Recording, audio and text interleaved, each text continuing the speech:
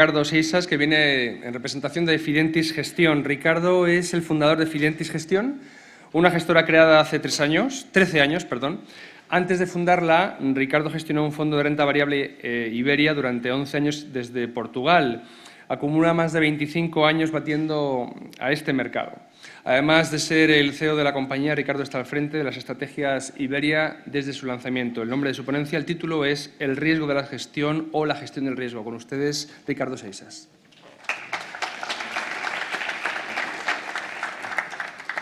Muy buenos días, muchas gracias por asistir. Bueno, yo podría hacer mi presentación íntegra simplemente cogiendo frases que se han dicho ya, así que espero poder tomarlas de una forma distinta y hacerla mínimamente interesante.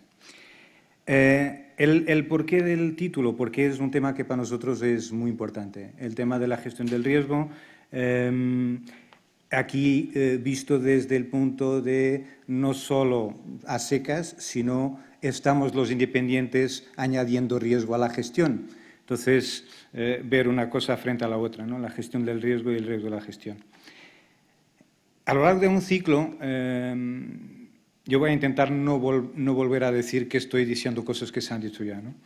A lo largo de un ciclo económico y de mercados hay muchas emociones, todos sabemos que, en fin, hay la euforia cuando el mercado está a tope, hay la depresión y la angustia cuando el mercado está abajo. Esta es una de las razones por las que entendemos que hay que gestionar el riesgo, porque todos sabemos los que estamos en esta industria que frecuentemente las decisiones del inversor van muy de la mano de su estado de alma y de sus emociones. Entendemos además que realmente la probabilidad de pérdida, si miramos un poco a lo que son los componentes del cerebro, parece indicar que duele. Entonces, porque en la amígdala, por lo visto, esto lo he aprendido hace poco, se procesan tanto el miedo como la percepción de riesgo y el mismísimo dolor, con lo cual parece razonable pensar que los mensajes que este trocito del cerebro manda para el cuerpo sean similares si estamos hablando del miedo y del dolor o de la percepción del riesgo. Por otro lado, la parte del núcleo accumbens pues procesa juegos, drogas, placer. Evidentemente, si no nos lo controlamos, podremos llegar a tomar actitudes que nos llevan luego a que nos duela. Entonces, estos son dos o el mismo punto por el que creemos que hay que controlar, gestionar el riesgo. Hay riesgos más fácilmente percibidos. Todos tenemos este contacto con el inversor final, digamos, y hay dos riesgos que se entienden fácilmente y que se ve que están perfectamente absorbidos por ese inversor, el riesgo de mercado y el riesgo del gestor. Eso, evidentemente, si luego le ponemos aquí una pequeña matriz, el cliente luego lo puede gestionar directamente o coger a alguien que lo gestione por él. Esto va a generar diferentes perfiles de carteras, evidentemente. Si yo soy el inversor directo, o sea, si invierto directamente en valores y gestiono yo mismo mi propia cartera, pues evidentemente voy a tener un nivel de riesgo mucho más alto de lo que cualquiera hubiera tenido si lo gestionara por mí. Entonces, la variabilidad de rendimientos, que es lo mismo que decir el nivel de riesgo, va a ser muchísimo más alto. Evidentemente, pues la hemos vivido seguramente muchos o todos, que de repente la comparativa en la cartera que lleva uno personalmente con la que lleva el profesional compara mal. Pero bueno, no siempre, afortunadamente. Por eso seguimos teniendo negocio, ¿no?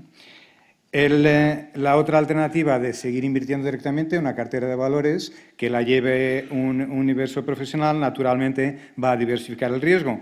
Se acota un poco la variabilidad. Definitivamente el nivel de pérdida potencial es menor porque hay más diversificación riesgo-mercado, pero potencialmente la subida también queda menos amplia.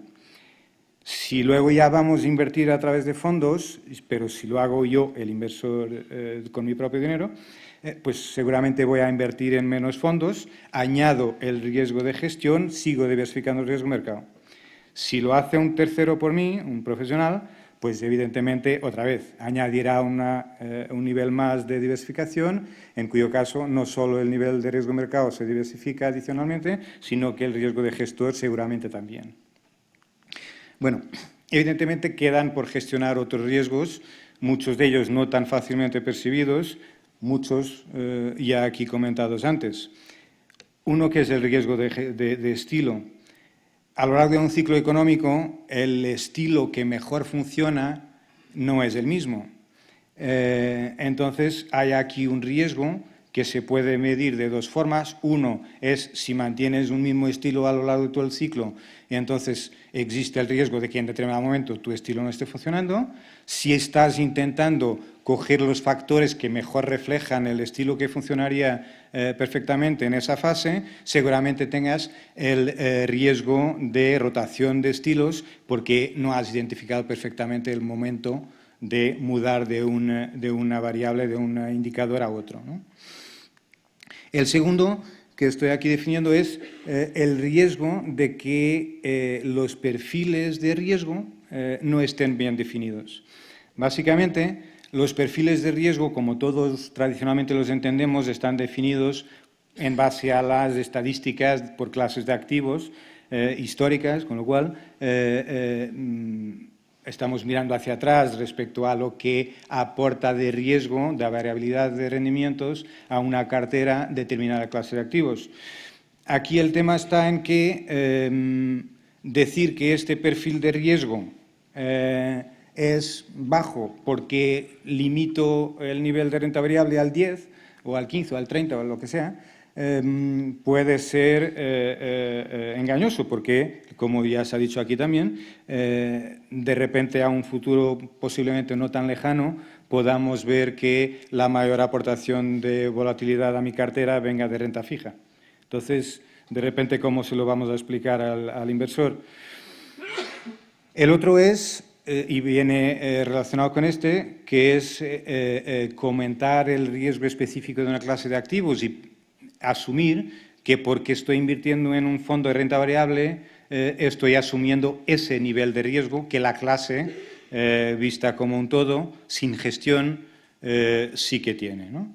Entonces, hay formas de gestionar hoy en día, además autorizadas para el minorista, para el inversor de la calle, digamos, que nos permiten gestionar el riesgo por clase de activos. ¿Qué podemos los gestores independientes y qué debemos los gestores independientes aportar en cuanto a esta parte de riesgos no tan contemplados típicamente?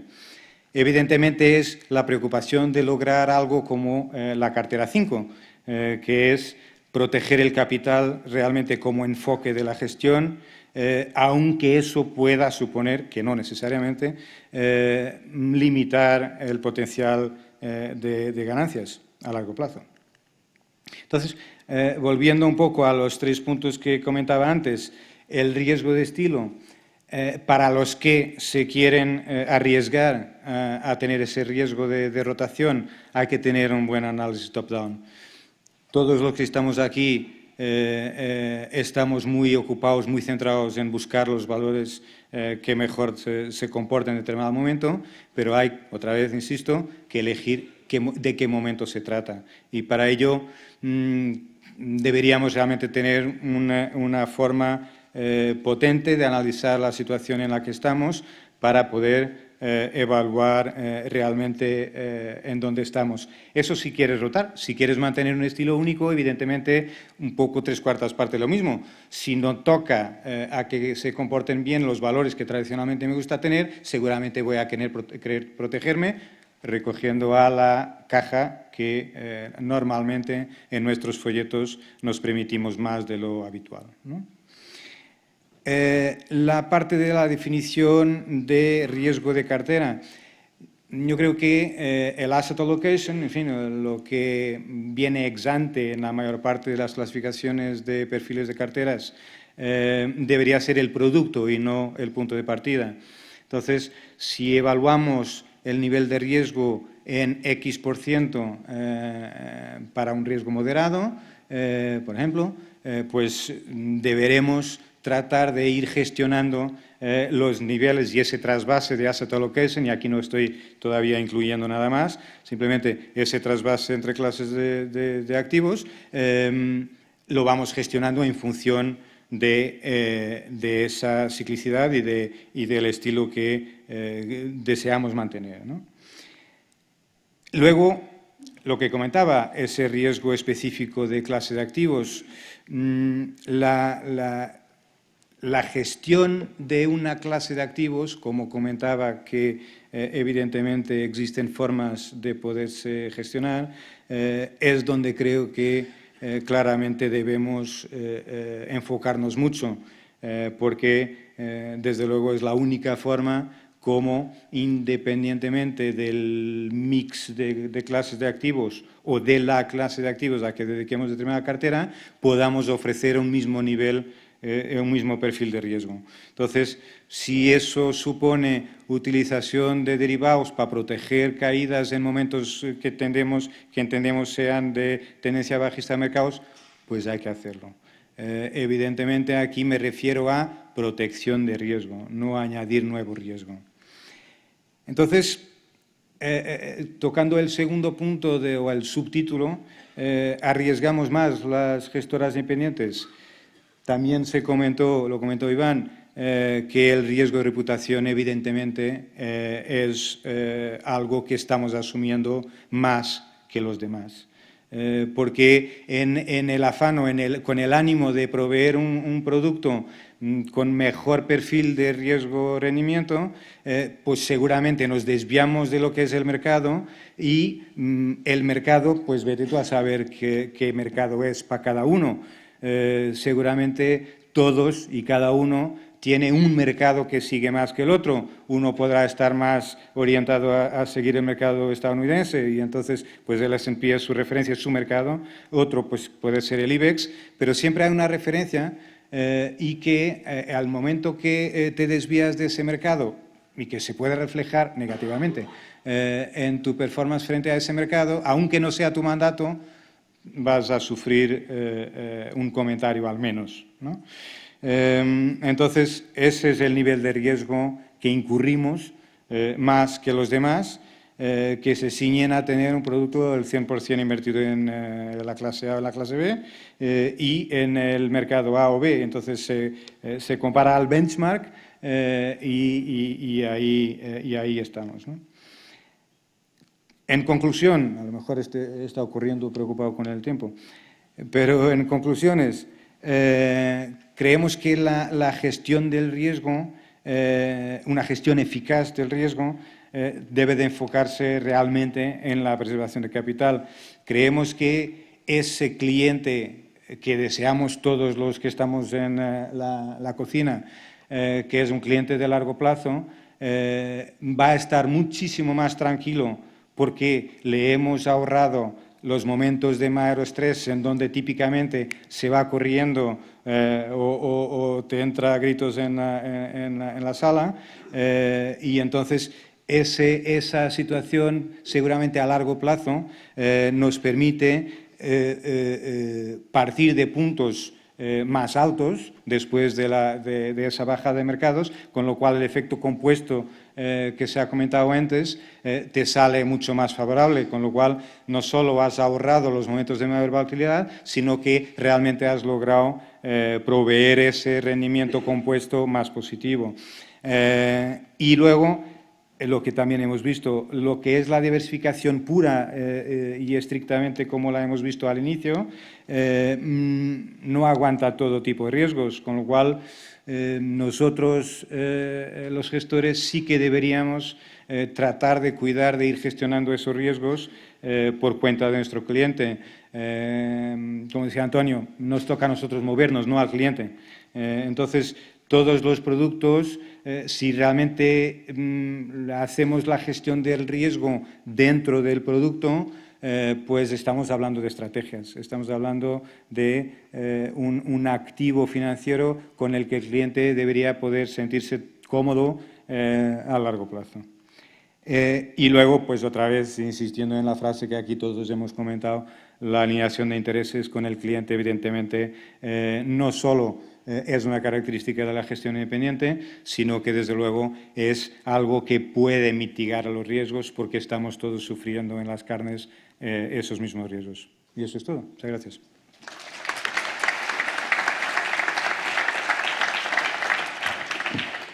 Muy bien, nos acercamos ya al final de la primera parte del acto. Les recuerdo